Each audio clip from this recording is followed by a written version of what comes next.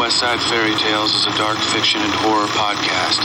The story you are about to hear is violent and disturbing. Exercise discretion before listening.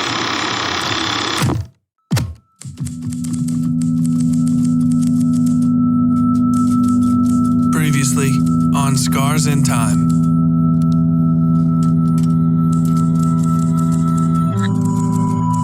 Ash witnesses a gathering of all the major players.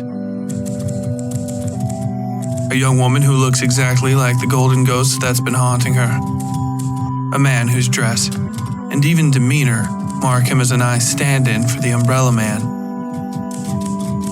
And the nightmarish Mr. Compson, a doppelganger for Bobby Chatterley, the future mayor and owner of Gun Cotton.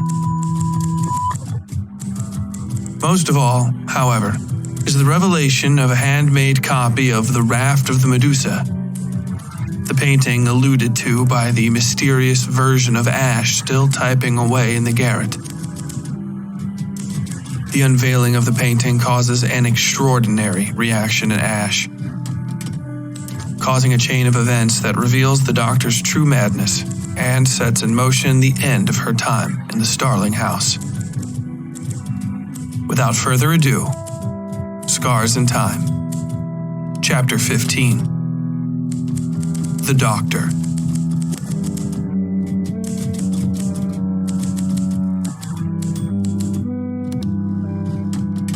My head was pounding like death's last knock on the door when I woke the next morning.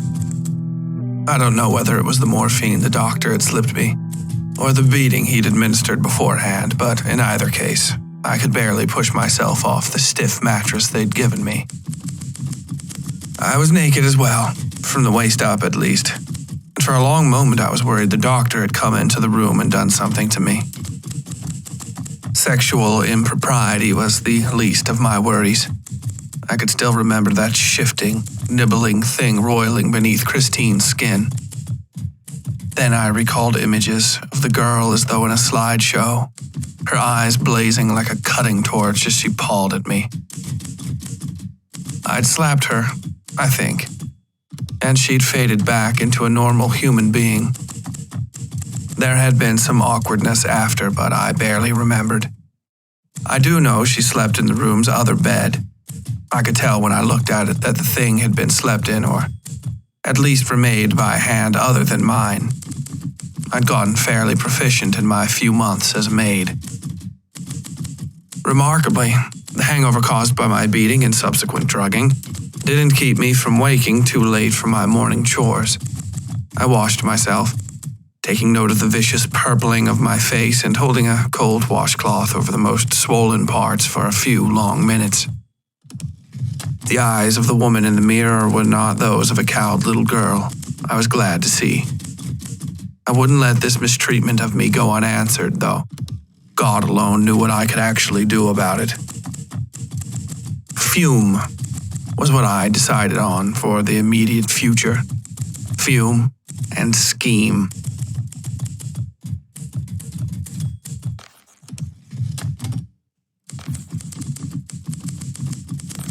I found Christine in the bedroom where I'd left her, bringing her morning tea and the Charleston Independent from the front porch. She sighed when she saw what her husband had done to me, and suggested I stay beside her bed for a moment.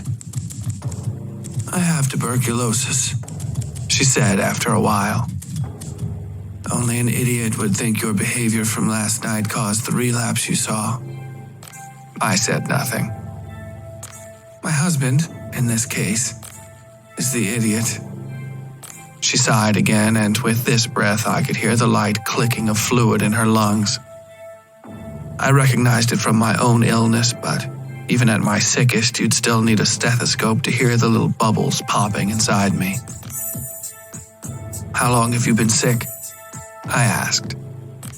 Nearly 15 years, she said. My eyes widened. You're right to be surprised. I've outlasted even his longest living patients by nearly a decade. She rubbed the injection site from the night before, though no mark remained. My husband has his tricks. He refuses to let me die. and my responsibility as his wife is to honor that wish, no matter the cost. That's insane, I said, bluntly. After last night, I wouldn't stand on ceremony anymore, not unless I was forced to. Dr. Starling's behavior had murdered that farce for good. The sanity of it is inconsequential, Christine said, turning and coughing politely into her hand. She held her bloody palm to me and I gave her the brown-streaked handkerchief from the end table. It had been cleaned the night before, when the doctor had rested a morphine syringe on it. My marriage is not an arrangement of love, but of, I should say destiny, but that would be too grandiose. Suffice to say, my sisters and I were assigned our husbands for reasons specific to each of us, and to each of the men and women we were to wed. Why are you telling me this? I asked, taking the handkerchief. Because there's no one else to talk to anymore, she said. My husband's treatments have run the course of their effectiveness. He will not find his cure for tuberculosis, which I hoped, at least, might have been his purpose in this life. She coughed again, but this time she just licked the blood off her lips and swallowed. It seems I was not luckier than my sisters, though I had always secretly wished I would be. You mentioned them, I said. She nodded. All of them dead, or soon to die, she said, looking up at the ceiling. Some had the foresight, like I did, to read into Father's wishes. Some just went along with the flow. Some fought it. But here we all are. She gave me a pointed look. I always knew you'd be here. Really? I asked. Yes, she said. You are my Shinigami. I saw you in visions before I ever spoke a word of English, before I ever even saw a white woman in the flesh. I saw you and saw that in every possible strand of the cord. Your arrival in my home meant death. I grimaced. She smiled. It's not so bad a thing, my little reaper. You're the unwitting herald of something a long time coming. What is the doctor doing? I asked. A woman stopped me out by the bridge yesterday and begged me to see her husband again. She said he came here and never returned. And what did you tell her? She asked. That the man was dead, and that she should leave, I replied. Christine nodded. That's for the best, she said. He probably is. I don't think Braun would have let her live if she came asking questions at the door. Would have let her live? Do you hear yourself? I asked. I have no illusions, Ashley, Christine said, about myself or my husband's work or my father's little oracle's predictions.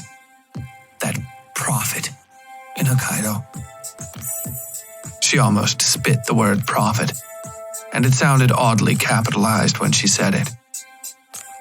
All of this is not only necessary, but unavoidable. Necessary for what? I asked. I'd been watching the door for her husband to return. I'd rather jump out the window than be caught defenseless by him a second time. I don't know, she replied. Something that will herald in the new millennium. Something that is going to annihilate my father's home in Nagasaki with fire like a god might spit in anger. Something that will either free or bind the lot of us. She cleared her throat. Have you ever seen a man or woman bearing a tattoo of a feather? She asked. Her gaze was direct. I suddenly realized I had. Dawes Freely, the man who'd run the moving company that had helped Darcy and me move into the house, had just such a tattoo. He and a few other members of his crew, I remembered. Christine gave me a severe nod and looked at the ceiling. The occasional puff of dust still fell here and there, but the typewriter was almost silent for once. They shall raise a calcified tower, and inside its unmoving body, whittle the arms of a tree to nest their growing brood. She said, they shall fly from their shelter point numbered 10 and 10 million more, and burn the world with every beating wing. As their feathers are made into ash, so shall the world, and all the folk upon its face be made anew. And you will know them by the marks of their shared labor. With that, she traced the shape of a feather lightly over the back of her wrist. What does it mean? I asked. I don't know, she said. But you have something to do with it. I had something to do with it up until last night. I woke this morning free of something. Purpose, perhaps. She grabbed my sleeve and looked into my eyes. He will try to kill you if you get in his way. He was a dear, sweet man. But there has been something lurking in him since Cambridge. He whispers to someone at night when he thinks I'm asleep. His poisoned muse, he calls her. And there it was, my ghost's name spoken aloud. The house shuddered violently around us, and even Christine cast her eyes over the ceiling. Then she looked at me. You have seen her, she said. You do know what I'm talking about. I nodded and she sighed. The noise was half a gasp. Take care of me as best you can, up until you know you can leave. I'll tell him you're indispensable for that. I could hear footsteps out in the main hall now, echoing through the house. It will buy you time. She began coughing, bending at the waist and then gesturing for the handkerchief. I gave it to her and she hacked into the thing until I thought she might just die. The cloth was ruined when she handed it back, soaked through and dripping with bloody phlegm. I'll get you a new one, I said. Thank you, she replied. And that was the last she ever spoke to me.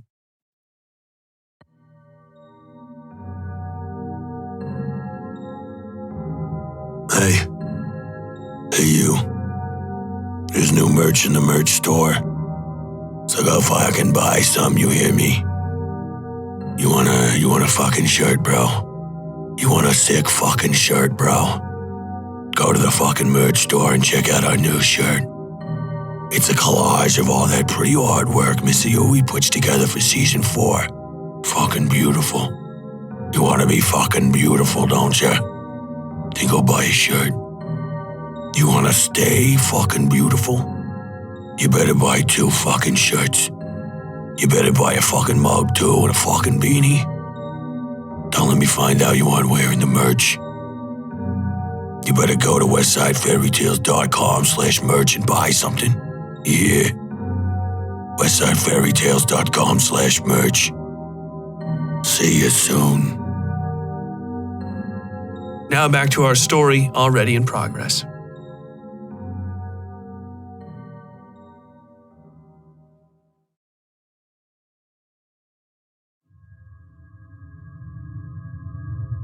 The doctor surprised me out in the hall. He'd been waiting quietly beside the door while I spoke with his wife. He smiled when he saw me, apologetically, though I could barely make out his eyes behind the swirls of grease on his lenses.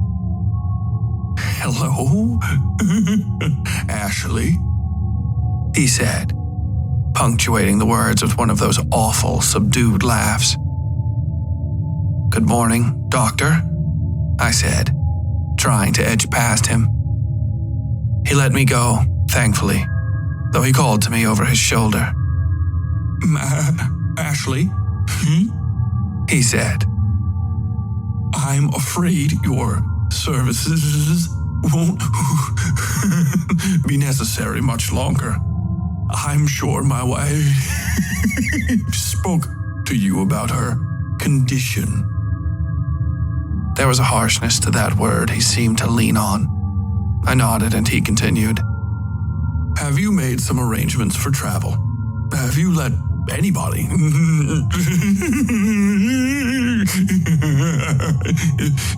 know you'll be leaving soon? Sent any letters? Nobody knows I'm here but us, Dr. Starling, I said politely. He smiled and walked past me without another word, greeting his wife and shutting the door to their room behind him. Coraline found me cooking breakfast in the kitchen, acting equal parts coquettish and dodgy, as though she couldn't quite make up her mind what to talk about. She danced around whatever had happened between us in the hall the night before until I was sick of it.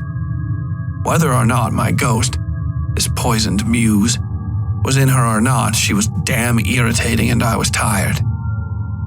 What, goddamn you, what? I asked. Just tell me. We kissed, Ash, she said. The words popped from her mouth like a squeezed zit, or maybe something else. Either way, she seemed adequately relieved.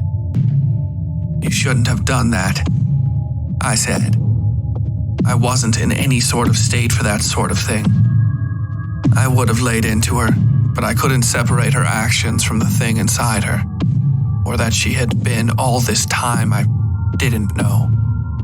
I heard a knock at the front door and then a great stomping of feet as the doctor made his way downstairs. Coraline frowned. You, she said, leaning in closer. You pulled me into bed with you, and I've never even kissed a boy or done anything like that before. Even when... She blushed and rubbed her arm. I dumped the eggs I'd finished cooking on a plate and set the pan aside. What did you do last night, after Christine had her accident? I asked. Coraline looked at me dumbly for a second and then crossed her arms. I went to Dr. Starling's office, she said. Down, well, you know. Did you do anything after? I asked. Well, I wanted to see what the painting looked like on the wall because I just know he's going to have Mr. Cutting hang it for him, and Mr. Cutting hasn't got a clue about things like that, she said. She smiled then, and I could see some of that flash in her eyes, that blue radiation. He's cute for a bumbling old dodger. You think he's cute? I asked her, and she may as well have been slapped. Ew, no, she said. The light had gone. He's almost my father. An older brother, really. What is your relationship, anyway? I asked, not wanting to get back on any subjects this muse might be interested in. I could feel her understand, much the same way I could feel that amorphous thing beneath Christine's skin. She wanted out. Or rather, she wanted to be able to move without my or anyone's choking hands in the way. Mr. Cutting picked me up off the side of the road in Oklahoma, Coraline said. She crossed her arms and leaned her hip against the prep table. I was about 8 or so, and hungry. Mom got sick and Dad could only keep a few of us. So he just up and dropped me off a ways from home and told me to find someone new to deal with me. Jesus Christ, I said. Are you? I leaned in and whispered. Are you fucking serious? I wouldn't ever say that word, she said, actually looking mortified. There was something else too, though. A slight tilt of her eyes. She liked hearing me curse. I shuddered. But yeah, that was it, she said. A man found me, and that's how me and Mr. Cutting came to work together. Mr. Cutting was on a job then, and I proved myself useful. Her eyes became sad. He still hates that work, but he says he'll be out from under it all soon enough. He put something together he thinks is going to pan out and mate one. Mate one? I asked. Yeah, she said. Miners out there don't like how they got it. Who does, I guess? They're fixing to start fighting, but they'll get in trouble if they do. He's just setting it up so Dr. Starling here can get some patients in on the down low if they end up causing a ruckus. Something sparked in my mind about Matewan and miners in the 1920s, but I couldn't quite remember. I found myself rubbing the net of scar on the side of my head and wondering if it had been knocked out of me. That's the sort of work you two do? I asked. She shook her head and took a step closer to me. I could see it again, that little bit of heat and light in her eyes. Mr. Cutting doesn't let me around the worst of it, she said. Usually it's just errands, taking this there and that here. But sometimes, she bit her lip and looked into my eyes. I was suddenly arrested in place, my heart beating a mile a minute. Sometimes he has to leave me at the side of the road just like my daddy did. My bad old daddy. Sometimes Mr. Cutting has to be like him when he's got to go get them postcards signed and stamped. She was an inch from my face. I'm gonna kiss you again because I liked it. How about that? Coraline said. I swerved my head out of the way and had to dance across the kitchen to keep my balance after my legs tangled underneath me. Coraline was still facing the stove, the steam from the fresh-cooked eggs gathering around her head. Ashley? She said. When she turned around, her face was confused. The light was gone. Where? What were we talking about? You said Mr. Cutting goes and gets postcards, I said, maintaining my distance. Her face went pale enough I could make out a constellation of light brown freckles on her nose. You said he leaves you behind when he gets them. She rushed past me without saying another word, head down and not looking at me. I watched her go and then ate breakfast at the table. Catherine and the doctor could damn well wait for their food.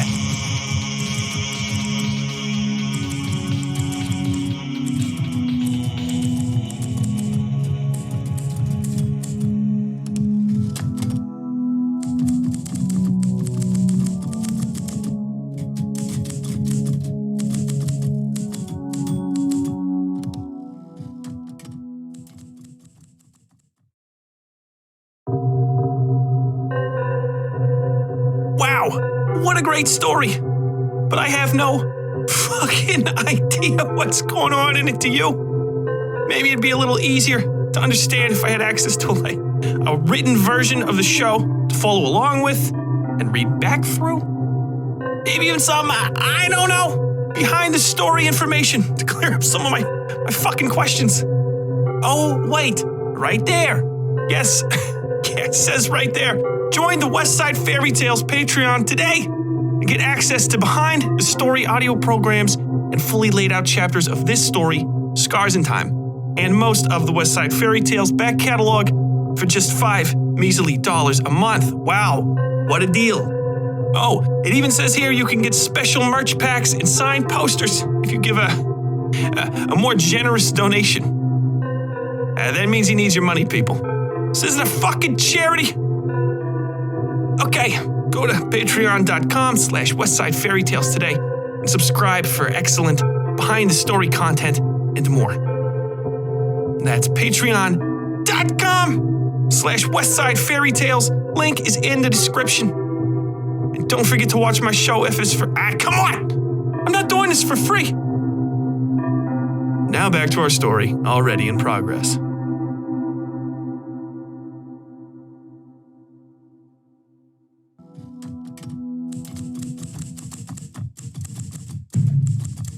The doctor came into the kitchen a while later, followed closely behind by Cutting and a man I'd never seen before. The guy looked half dead, swaddled as he was in ill-fitting and sweat-soaked clothing. His eyes were red-rimmed and his cheeks and lips were covered in splashes of what looked like ink. In a second, I realized the dots were black, wet, and weeping sores. Cutting had to carry the man on his arm. Oh, damn if I didn't start feeling bad again, Doc. The man said. You were right nice to come visit for an exam, but this bug might well be the death of me. We'll have you fixed up in a jiffy, sir, Dr. Starling said. He seemed like his usual self again, save for the filthy glasses. He followed Cutting and the man downstairs like the ever-doting country doctor, gently wringing his hands and uttering an endless stream of platitudes. I was heating the pan for Christine's breakfast when I heard the man start screaming. I turned around to see him burst through the door to the kitchen, face pale and blotchy. His panicked eyes set on me as he stumbled into the room.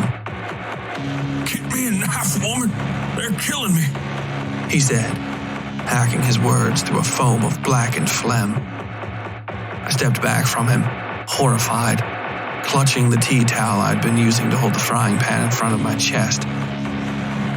He bent and coughed, dripping smoking black dots onto the kitchen floor. I covered my mouth with the towel. Jesus Christ, he said. What'd they do to me? What'd they do to me? Mr. Blatt?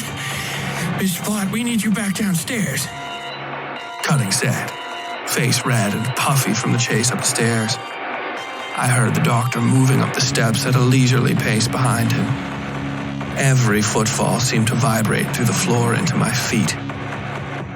The hell with you? This Mr. Blott said, spitting either from consternation or simply to clear his mouth. The froth landed on the tiles with an oily splat.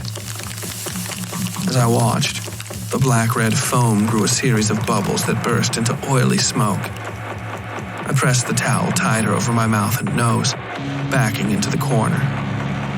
You're not well, Cutting said, approaching Blott with his hands up and trying to dab the sweat from his eyes with his coat sleeve. You're delusional. I can feel it, you son of a bitch, Blott said, looking around quickly. It's moving around in me. Get out of my way, fat man, or I'm gonna come at you hard. I can't let you leave, Mr. Blott, Cutting said, looking worried himself. The doctor's footsteps were louder. Blott glanced at the stairs and Cutting made the mistake of looking himself. Blott snatched up the hot pan of eggs and steam hissed between his closed fingers. He'd pitched it at Cutting's head and, in a moment frozen in time, I could see Blott's smoldering brown handprint still smoking on the pan's handle. It skimmed off Cutting's face and Cutting screamed but held his ground. I tried to step back and around the fracas, slipping and skidding through the kitchen when I stepped on one of the dislodged eggs. Blott charged Cutting and the fat man met him with his arms forward, looking like a more capable fighter than I'd ever have expected. He had a hardness to his eyes I hadn't seen before in him.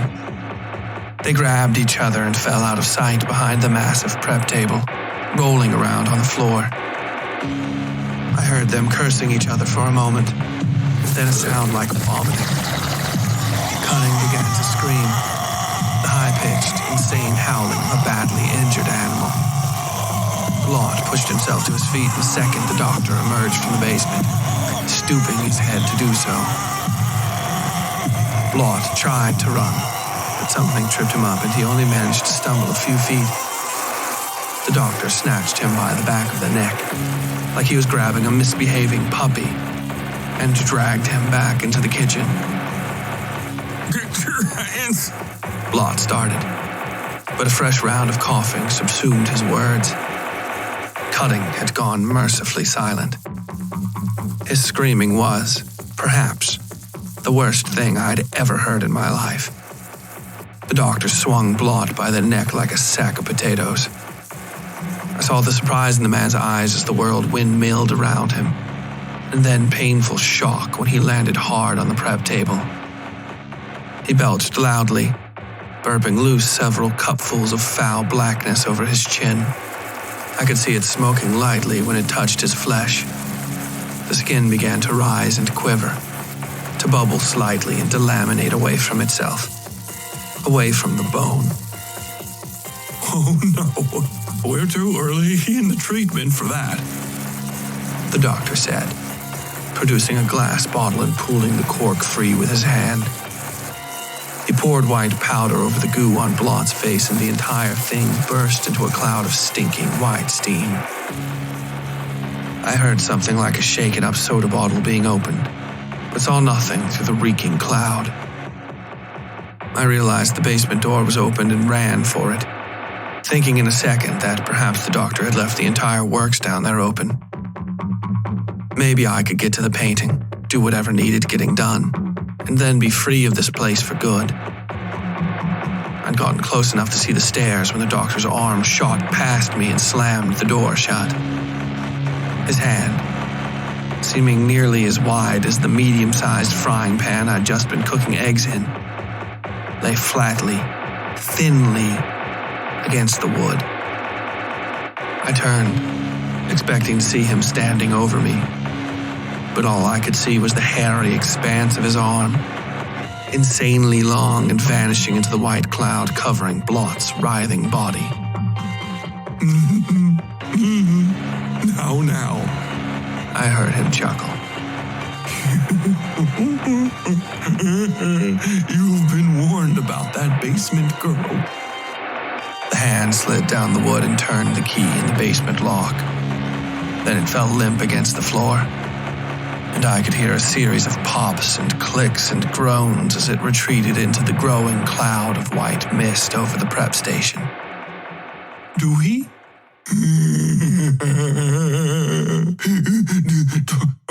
Do we have any more of those sheets you tore up last night for Christine? He asked. Blott made a mild gurgling noise.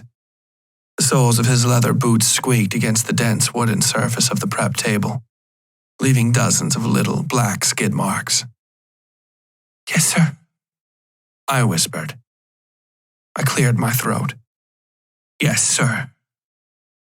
Fetch them for me, he said. Mr. Cutting is losing quite a bit of blood. I stepped back into the dining room, never taking my eyes off that rising cloud of steam. Before I finally turned and jogged away through the house, I could make out just the barest lines of the doctor's broad shoulders over Blott's writhing body. That, and the filthy circular glimmer of his glasses.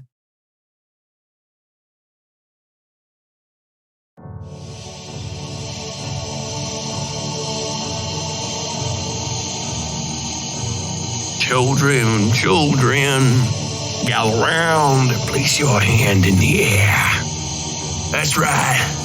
Fingers splayed wide, so the wind can pass between them. Carry that sweet scent of trade on to the nose of the witcher. We are gathered here today in non-existence, awaiting the strike of the pen, the clatter of the keyboard, the moment when I might be introduced to the ears of the masses, so that our work can spring forth anew in the hearts of millions.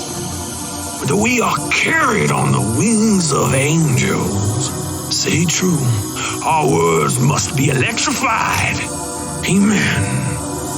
Our words must be clarified. Amen. Our words must be carried wide. Amen. So go out there, little brothers, little sisters, and spread the gospel on social media. Put us on Reddit. Put us on the Facebook. And put us on the Twitter. Praise her. Share us far and wide, so that I might become in my story made clear. At WS Fairytales on Twitter, Westside Fairytales on Facebook and Instagram. The link tree is in the description. Praise her name. Praise her. Praise her, yes. And let us together drive this sin from gun cotton. Raise your hands now. Raise your hands. Please.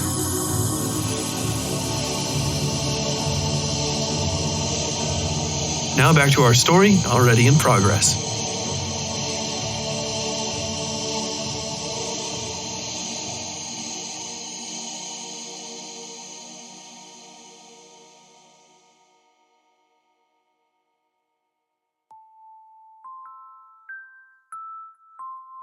The doctor and Blot were gone by the time I returned downstairs.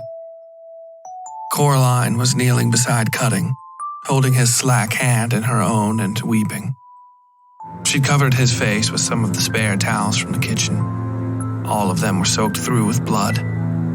I stepped beside her and was relieved, for whatever reason, to see he was breathing. He's so close, she said. we were gonna move to a city or something. He just wanted to cook, but who'd hire him now?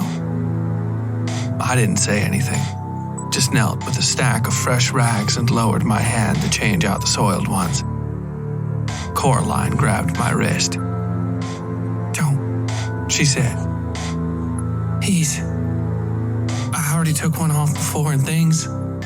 Pieces came away. I think it's best not to do anything until the doctor comes back. I nodded and lay some of the fresh rags over the mess on his face until there were enough layers to keep the blood from soaking through. I put a hand on Coraline's shoulder. Who was that man? I asked. Who? She asked, not taking her eyes off Cutting.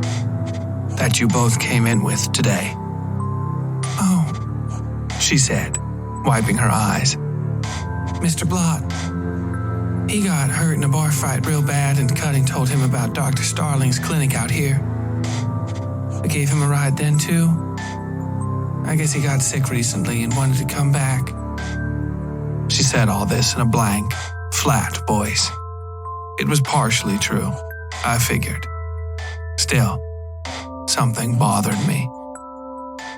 Earlier, you were talking about those postcards, I said. She flinched and might have walked away from me, but I knew she couldn't leave Cutting.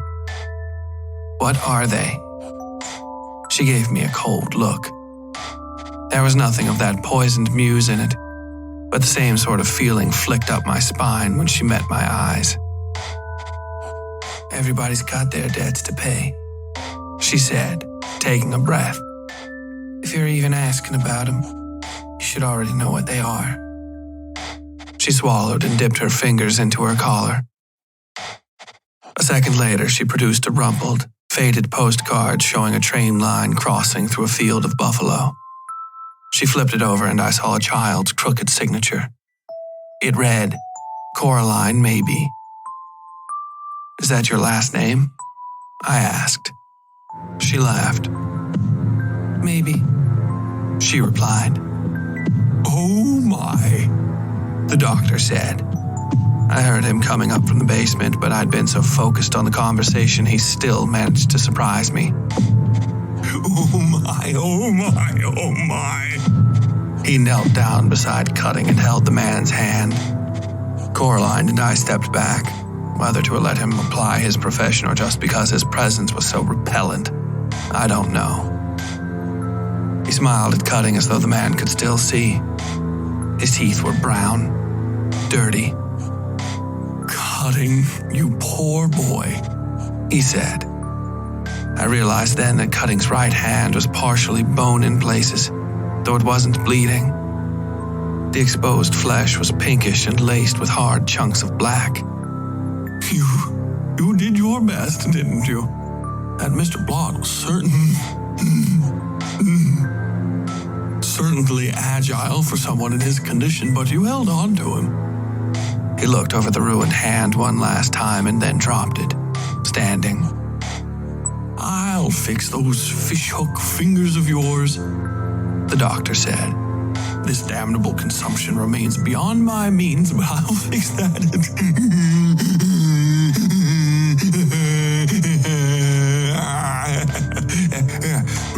At least. He gestured to Coraline, flicking his finger from her to Cutting's body. You grab his feet, girl. he said, and I'll grab his arms, Will. He stopped, thinking to himself for a moment. His eyes were imperceptible behind those filthy, reflective lenses. He chuckled, let himself chuckle, it felt like, for a long moment. He smiled at me.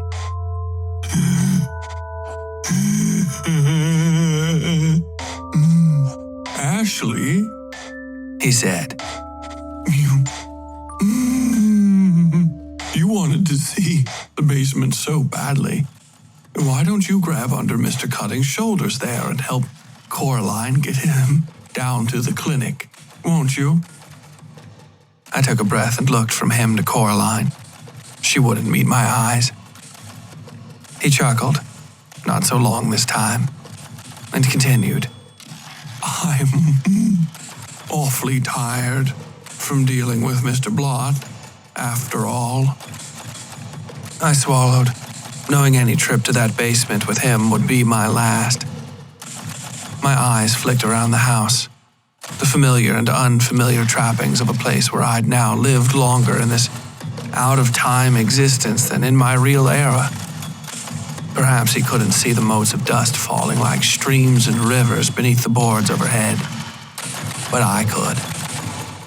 The typewriter churned furiously in the missing garret. More so, I could, for the first time in a while, feel those cords of air pressing against my face and the slight burning in the old scars on my head. Yes, sir, I said. Whatever you need.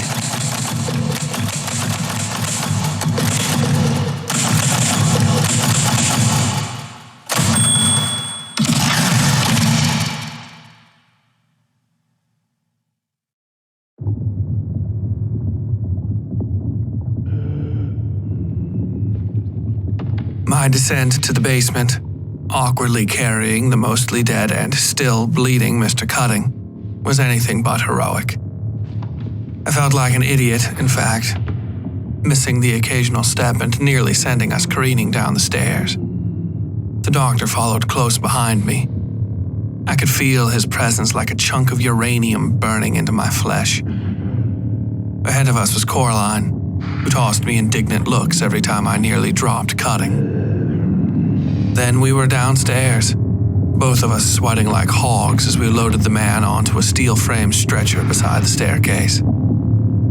I could tell from the fresh blackness staining the thin white mattress pad that Mr. Blott had been its most recent occupant.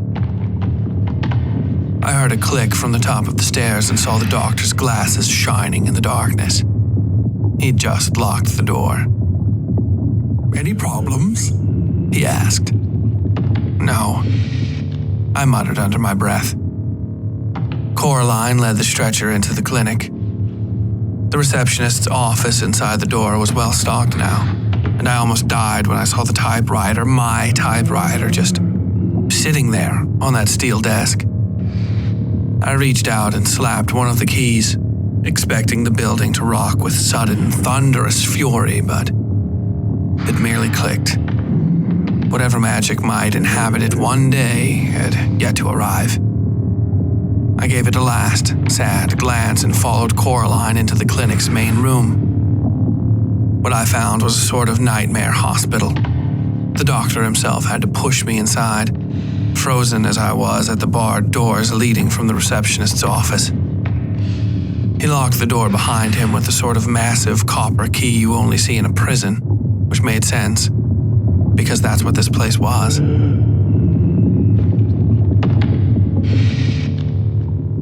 Men beat their hands against the thick, wired glass of their cells. Some simply stood and glared at us, at the doctor, eyes lingering on the door even as it locked. Most of them were sick, some terribly so, with the same illness that afflicted Mr. Blott. Black splotches covered their mouths and cheeks and lips. In some cases, the splotches had grown into viscous, gel-filled blisters or simply eaten away the flesh until none remained to cover the men's teeth or tongues or jawbones. One of the men, in the last stall on the right, simply tapped his head on the glass. The infection had spread into his eyes, which were pale and shot through with black veins that pushed into the warped bone of his sockets. The material of his skull had twisted into an odd, ugly shape so that the top of it was almost funnel-like. His mouth had reformed or, possibly, devolved into something like a weeping black anus. As I watched, he coughed a steaming stream of oily grease onto the glass. The sound of spraying water shocked me back into the moment, and I saw Coraline washing down a large steel chute set into the far end of the room. It was covered with black filth and streaks of drying blood. It didn't take a rocket scientist or a doctor to know that's where Mr. Blot had ended his journey to gun cotton. "In here, girl," the doctor said. "You don't need Coraline's help to push that thing." He chuckled and pushed open a door to an operating suite. The steel autopsy table sat in the center of the room beneath a great disk of light. Clean, silvery tools were arranged on sheets of paper atop a series of 3 rolling trays. I pushed Mr. Cutting to where it would be easiest to unload him, looking at the arranged scalpels and hammers and drills and wondering if any of them would be of use as a weapon. I had no doubt I could hurt a person with the things, but I was no longer sure if the doctor qualified as human. Coraline stepped into the room, standing just inside the swinging double doors. I saw a set of thick fabric handcuffs dangling from her hand, the sort I was more than familiar with from my time at the Trans-Allegheny Psychiatric Hospital. She refused to meet my eyes when I looked at her, but I smiled anyway. The doctor was busying himself in one of the drawers. I saw him pull out a syringe and a bottle to fill it with. "Are one of you going to help me put him on the table here?" I asked, looking them both over. Cutting's dressings had soaked through fully with blood, and they shone candy apple red in the surgical lighting. The doctor tried to keep his chuckling under control so the shakes wouldn't make him drop the bottle. "If you'd like to spend your last few minutes playing along with that farce, I'll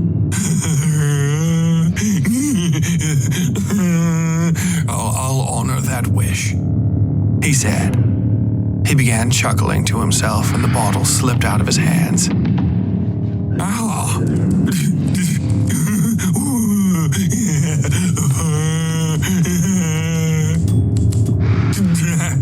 Damn it." He started cursing as he fumbled around for the thing on the ground, but he was laughing all the same. "Coraline, can you...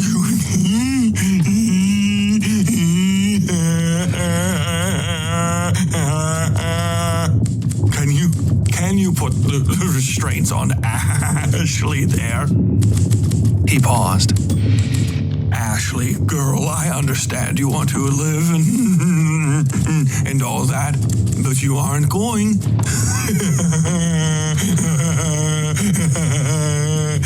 You aren't going to," he said. "I'm a man of my word. You insulted a guest and you have all but killed my wife. That said, if you go quietly, I'll use you in a manner that will afford you some dignity. Otherwise, I'll...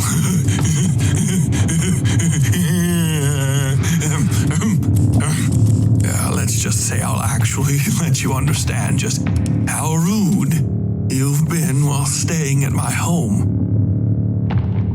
"Coraline?" I asked. She'd already closed the distance, holding the first of the 2 cuffs in her hand. She looked regretful, but determined. "Coraline, you don't have to do this." She frowned at me, eyes narrowing a bit.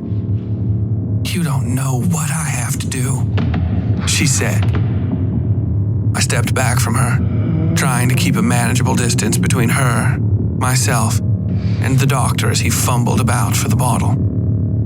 "Even if I don't wanna, I'm going to." She swallowed. "Otherwise there's gonna be another one like Mr. Cutting right on my tail." maybe even worse. She stopped and held out the cuffs, imploring me to take them and put them on myself. Things don't just get to be so you can't change them, she said. They start out that way, then they end that way, Ashley.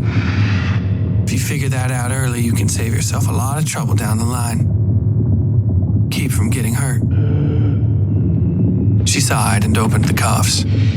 Her eyes flicked from my face to my wrists as she gauged the best plan of attack for restraining me.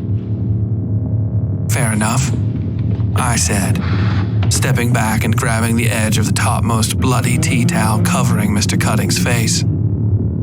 I swiped at her with it, spattering her face with blood and chunks of dissolving flesh when I missed.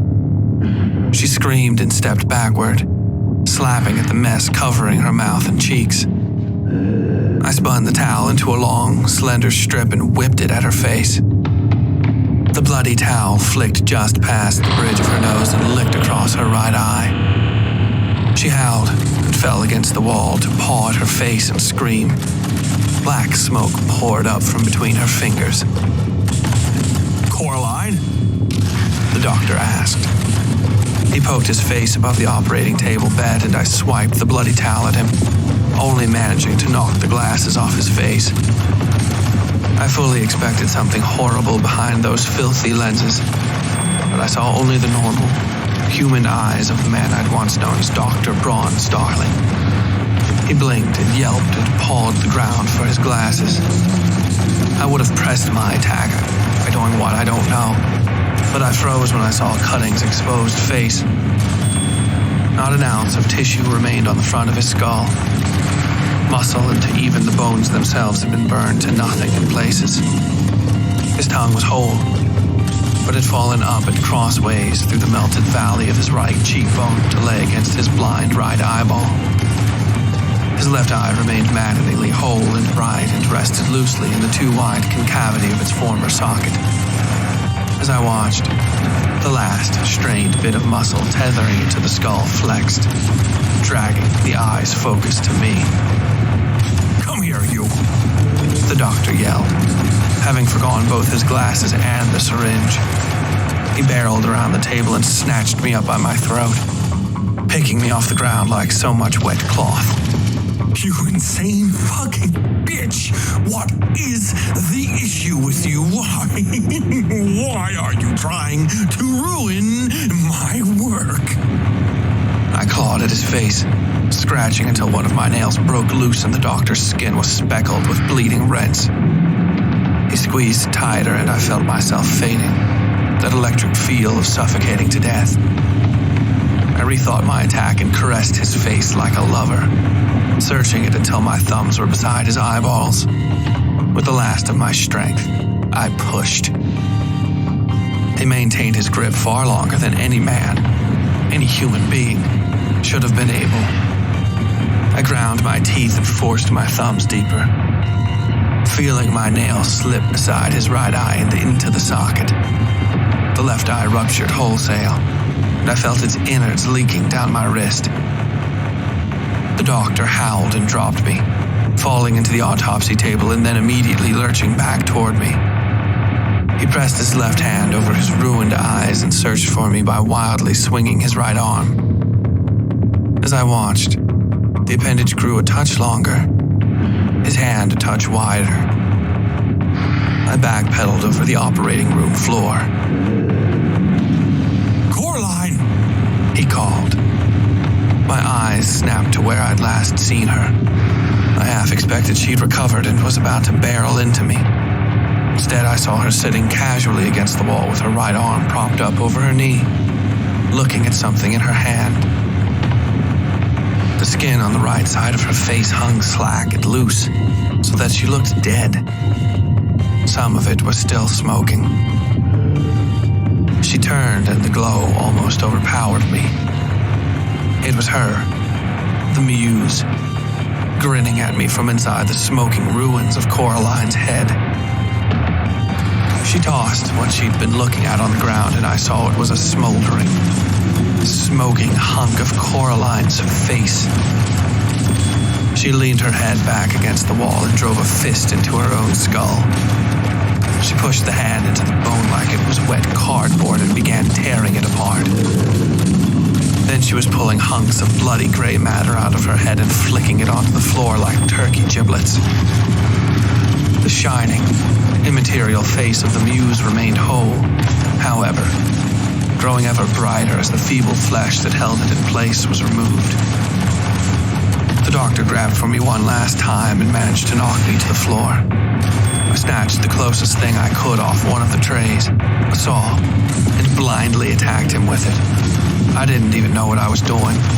I just went at him holding the thing in both hands, striking him over and over again in the leg until, incredibly, I heard his bones snap beneath the knee. His leg buckled and collapsed. He hit the ground screaming and I scrambled for the door. Coraline! He was shouting.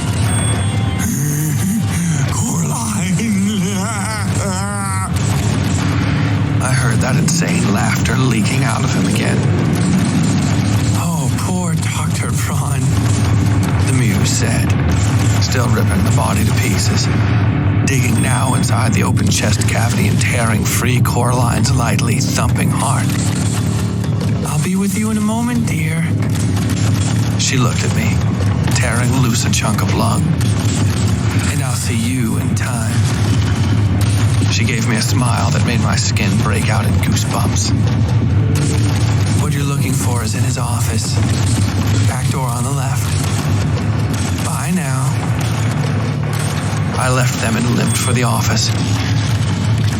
I threw open the door and there it was before me. The raft of the Medusa, resting high and beautiful on the wall. I walked forward, holding my hand out to touch it, but I never got close.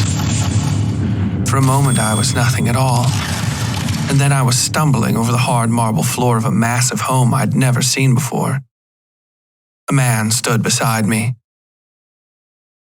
He had dark, unruly hair and a beard and mustache, both in need of a trim. There was nothing special about his appearance save for his eyes, which danced over the painting and then to me the way embers dance tree to tree in a forest fire. What do you think of it? He asked, not waiting for my answer. I suppose I agree. Too much, not enough. There's something missing from this one, but it'll sell well. The boring ones always do. I tried to say something, but I was choking. He looked back to me. Are you all right? He asked, honest concern in his voice. Are you all right? Ash, honey, talk to me. I felt rough hands shaking me. For a moment I fought against them, but they held me back. Not harshly, but the soft, insistent hold of someone who was afraid I'd hurt myself. Then I was awake, piecing together the shadows of the dark, familiar room around me. Morning sunlight danced through the gray leaves of the trees outside, painting Darcy's concerned face. I started crying, and before she could say anything, I kissed her and pulled her tight against my chest. I was home.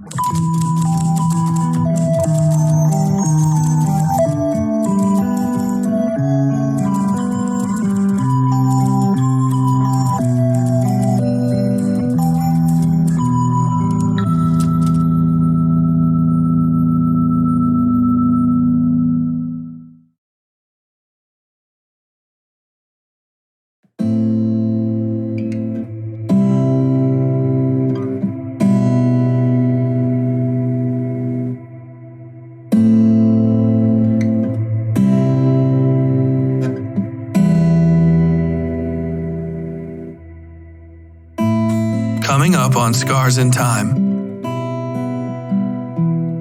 Ash's desperate gambit in the doctor's hidden clinic has paid off, returning her home as though from a dream.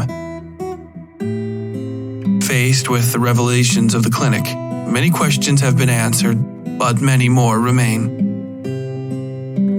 Ash finds that, though she's come home, Gun Cotton has taken a turn for the worse while she's been gone.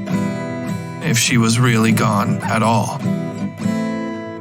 In any case, it's readily apparent that her work isn't yet done, and this moment of happiness might be little more than a brief reprieve. I hope you'll join us next episode for Scars in Time, Chapter 16, The Return. And until then, as always, stay safe out there.